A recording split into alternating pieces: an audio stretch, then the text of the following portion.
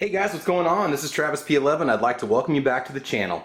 Well guys, as you know, if you've been following the channel, I've been talking about doing an AR15 pistol build for a while now, and I went ahead and ordered this. I believe I ordered on the 4th of July, and today it's July 18th, and it just showed up today, so it took 14 days to show up. Now, Palmetto State did say that there was about a 10-day delay in shipping on your major firearms components like your uppers and lowers, so I wasn't surprised it took that long to get here. Typically, it takes about 10 to 12 days for me to get stuff from Palmetto State. So what we have is the PSA Complete MOE pistol lower receiver. Now, this is considered a pistol lower, which means that, you know, your state laws, your regulations, may be a little bit different than if it was purchased as a long gun, just so you know.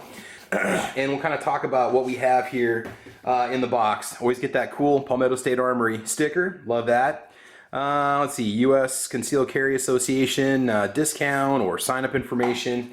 And then we have the lower itself. Now, I'm not going to lie to you guys. I did check out the lower in the gun store just to make sure that it was okay. By the way, I did order this through Palmetto State Direct, but I did pick it up at SS Pawn in Lexington, Nebraska. I did the transfer with Stan, the owner. Guys, I want you to call SS Pawn for all of your firearms needs. They will definitely take care of you. And Stan is a big supporter of the channel, and we like to show that support back to him. So, all right, so talking about this, what are we looking at? Now, this was $139, and there was one little surprise on it I didn't realize when I ordered it. I've got these, what do you call them, swivel loops on the back here, your harness rings on the back for a sling. Oh, I'm just out of words today, and that was cool. I didn't realize it had that on there when I was reading about the specifications. It does have the MOE grip. Not sure specifically which one it is because there's different types of MOE pistol grips that are out there that you can go with.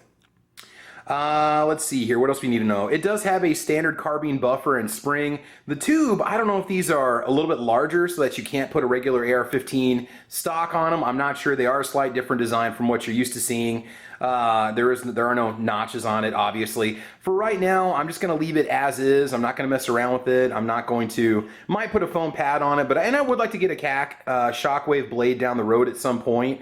Overall quality looks really good. The finish is excellent. I mean, everything's nice and sturdy. There's no creeping parts. I mean, obviously it's the lower. It shouldn't be. It just needs a nice cleaning. Everything feels good and secure. Test the trigger on it. Obviously, you don't want to dry fire without an upper receiver on. Nice and crisp. I mean, I'm pretty impressed with it. Overall looks really good. Just needs to be maybe lubricated and cleaned up a little bit. So, you know, for $139, I thought it was a great deal. It also has the Magpup MOE trigger guard, extended trigger guard, or whatever you want to call it, your winter trigger guard, so you can wear gloves or just have a little more room in general. And yeah, no, it looks decent. So I did receive the upper and the charging handle today too. We're gonna do a little unboxing on that. You know, there's nothing wrong with building your own lower if you want to. I just didn't do it because price-wise, I wasn't gonna save but maybe 20 bucks when it's all said and done. Plus, if I ended up having to pay shipping on any of the parts, I really didn't save anything in the end. One complaint that a few people have had is about the upper receivers. They've had some real tight fits with the takedown pins. Okay, this one's nice. Nice and smooth, nice positive lock on it. Rear, let's see here.